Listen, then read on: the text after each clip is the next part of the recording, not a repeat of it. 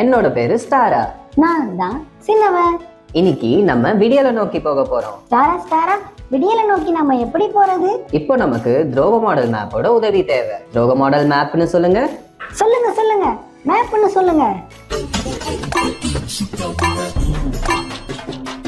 நம்ம மாநகராட்சி மெட்ரோ திட்டத்தை மண்ணாக்கிட்டோம். தூய்மை பணியாளர்களுக்கு நிரந்தர வேலையும் கொடுக்கல.